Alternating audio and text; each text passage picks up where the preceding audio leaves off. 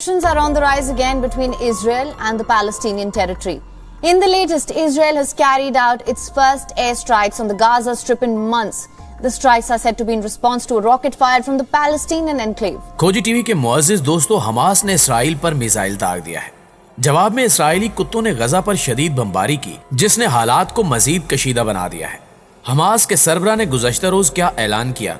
क्या इसराइल और हमास के माबैन एक बार फिर से जंग छिड़ने वाली है? अब की बार अगर ऐसा होता है तो इसराइल के लिए कितना तबाहकुन साबित होगा। आज की इस ज़ेरे नज़र वीडियो में हम आपको फ़लस्तीन और इसराइल के माबैन जारी कशीदा सूरत हाल से आगाही देने की कोशिश करेंगे, लिहाजा इस कीमती वीडियो को आखिर तक जरूर देखिएगा। तो आइए चलकर मौजू का बाकायदा आगाज करते हैं। नाज़रीन गिरामी, ये बात पूरी दुनिया जानती है कि फ़लस्तीनियों के खिलाफ इसराइली पुलिस और फौज बहाने बहाने से कार्रवाई करती रहती है।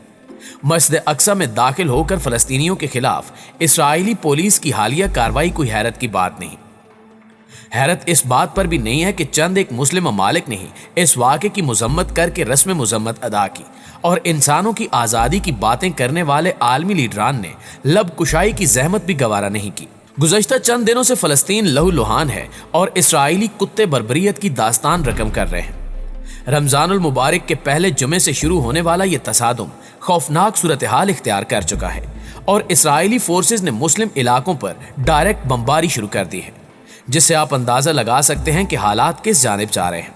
गुज़श्ता रोज ये खबर सामने आई कि इसराइली जाहिरियत को देखते हुए हमास से ताल्लुक रखने वाले एक मुज़ाहमती गिरोह ने इसराइल पर मिसाइल दागा, जिसके नतीजे में इसराइल को शदीद नुकसान उठाना पड़ा।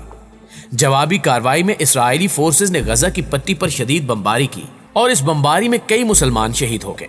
आलमी मीडिया की रिपोर्टिंग के मुताबिक इसराइल ने मंगल की सुबह जनूबी गजा की पट्टी पर हमास के फौजी विंग अल कसाम ब्रिगेड पर बमबारी की।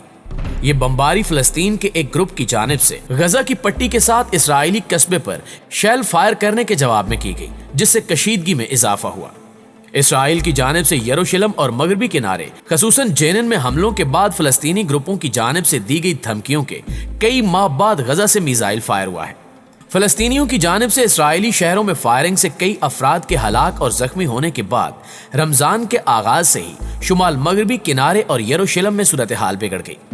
हमास ने इसराइल को खबरदार किया है कि अगर इसने मस्जिद अक्सा में मुसलसल खिलाफ वर्जियां जारी रखी तो फिर कई महाजों पर कशीदगी में इजाफा हो सकता है।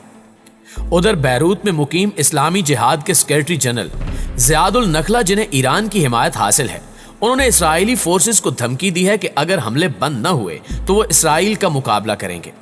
उन्होंने कहा कि इसराइल की जानिब से गजा के लिए सहूलियात को रोकने की धमकियां और यरूशलेम और मगरबी किनारे में जो कुछ हो रहा है इस पर हमें खामोश नहीं करा सकती। गजा में हमास के तर्जुमान हाजिम कासिम का इसराइली बमबारी के बाद कहना था कि तसादुम हमारे लोगों का एक फितरी रद्द अमल है और गासबाना कब्जे के खिलाफ इनकी मज़ाहमत है। हमारी मज़ाहमत यरूशलेम, ग़ज़ा, मगरबी किनारे और तनाज़े के तमाम हिस्सों में जारी रहेगी।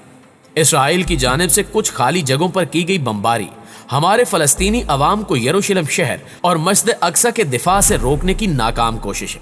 दूसरी जानिब एक और अहम खबर यह भी है कि इसराइली सिक्योरिटी के हवाले से 19 अप्रैल को जारी होने वाली एक रिपोर्ट ने इसराइली हुकूमत और सिक्योरिटी इदारों को बुखलाहट में मुब्तला कर दिया है।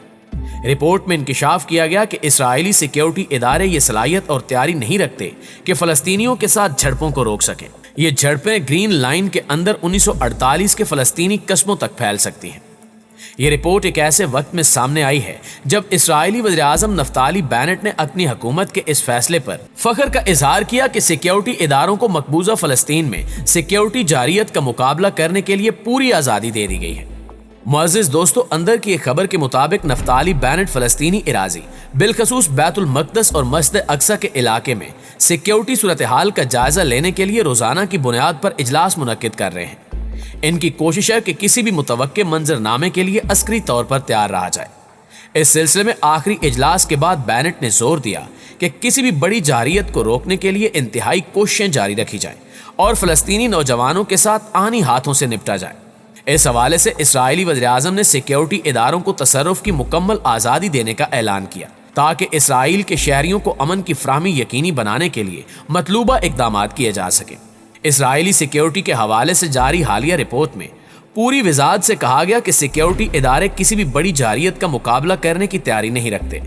اسرائیلی سیکیورٹی ذمہ داران نے خبردار کیا کہ اس نوعیت کے چیلنج سے نمٹنے کے لیے انتظامات ناکافی ہیں، اگرچہ فوج نے ایسے منظرنامے کی تیاری کے لیے پولیس سے تعاون بھی حاصل کیا ہے۔ رپورٹ کے مطابق مخلوط آبادی والے شہروں میں فوجی اڈوں کے راستے بند کرنے کے باعث سیکیورٹی فورسز کی نقل و حرکت معطل ہونے کا چیلنج درپیش ہوگا۔ اسرائیل کے ایک سیکیورٹی ذمہ دار کا کہنا ہے کہ عرب اور یہودیوں کی مسلح ملیشیاؤں کا خوفناک تصادم واقع ہو سکتا ہے۔ سب سے بڑی تشویش یہ ہے کہ صورتحال خانہ جنگی میں تبدیل ہو سکتی ہے۔ بیت المقدس اور مسجد اقصی کے حالیہ واقعات نے اردن اور اسرائیل کے درمیان تعلقات میں بھی کشیدگی پیدا کر دی ہے۔ اردن کے فرما روا شاہ عبداللہ ثانی اور اردنی ذمہ داران نے اسرائیلی برتاؤ کی مذمت کی۔ انہوں نے حرم قدسی میں پیش آنے والے واقعات کو پرتشدد قرار دیا۔ ناظرین گرامی، یہ سچ ہے کہ دنیا مسئلوں سے بھری پڑی ہے۔ کئی مسئلے فلسطین سے بھی پہلے کے ہیں، مگر یہ سمجھنا ضروری ہے کہ فلسطین کا مسئلہ دیگر مسئلوں کی طرح کوئی عام مسئلہ نہیں، کیونکہ فلسطین وہی جگہ ہے جہاں مسلمانوں کا قبلہ اول یعنی مسجد اقصی بھی ہے۔ اس کی وجہ سے دنیا کا ہر ذی ہوش مسلمان یہ چاہتا ہے کہ مسئلہ فلسطین کا حل نکلے، مسلمانوں کو وہاں جانے میں آسانی ہو۔ اس لیے 2 ریاستی حل مسلم دنیا ماننے کے لیے تیار ہو گئی تھی، اور 13 ستمبر 1993 کو امریکی صدر بل کلنٹن کی رہنمائی میں فلسطینیوں کی طرف سے یاسر عرفات اور اسرائیلیوں کی طرف سے اسحاق رابن نے اوسلو معاہدے پر دستخط کر کے یہ امید بندھائی تھی کہ مسئلہ فلسطین کے حل میں اب کوئی دشواری پیش نہیں آئے گی، مگر پہلے اسحاق رابن کی ہلاکت سے حل کی امید معدوم ہوئی، اور پھر یاسر عرفات نے جس طرح جان گنوائی، اس نے حل کی رہی صحیح امید بھی معدوم کر دی۔ اس اہم مسئلے کے حل کے لیے اوسلو معاہدے جیسی کوئی بڑی کوشش پھر کبھی نہیں ہوئی۔ جارج ڈبلیو بش کی صدارت میں امریکہ نے پہلے افغانستان اور پھر عراق کے خلاف جنگ چھیڑی۔ ان جنگوں کو انسانی فلاح کے لیے ضروری بتانے کی کوشش کی تو یہ سوال فطری طور پر اٹھا تھا کہ کیا انسانوں کی بھلائی کے لیے مسئلہ فلسطین کا حل ضروری نہیں ہے؟ غالباً اسی وجہ سے اپنی صدارت کے آخری دنوں میں جونیئر بش نے بظاہر مسئلہ فلسطین کو اپنے انداز میں حل کرنے کی کوشش کی۔ جب ٹرمپ صدر بنے تو انہوں نے اسرائیل نوازی کا کوئی موقع نہیں گنوایا۔ ان کے لیے ہر وہ بات صحیح تھی جو اسرائیلی لیڈر کہتے تھے۔ ایسی صورت میں ان سے یہ امید نہیں کی جا سکتی تھی کہ وہ مسئلہ فلسطین کا منصفانہ حل نکالیں گے۔ یہ ٹرمپ ہی تھے جن کی کوششوں سے 1 سے زیادہ عرب ملکوں نے ابراہم اکارڈز پر دستخط کیے۔ امریکہ کے موجودہ صدر جو بائیڈن کی فلسطین پالیسی بھی ٹرمپ کی پالیسی سے زیادہ مختلف نہیں ہے۔ اس لیے یہ بات نہیں سوچی جا سکتی کہ مسجد اقصی کے واقعے پر ان کی حکومت کوئی سخت موقف اپنائے گی۔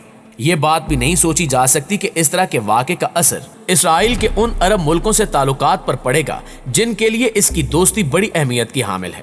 مگر یہ بات طے ہے کہ اس طرح کے واقعے کا اثر عرب ممالک میں بسنے والے مسلمانوں پر اچھا نہیں پڑے گا۔ اب دیکھنا یہ ہے کہ آنے والے دنوں میں یہ کشیدگی کیا رخ اختیار کرتی ہے اور مسلم لیڈران کیا فیصلہ کرتے ہیں۔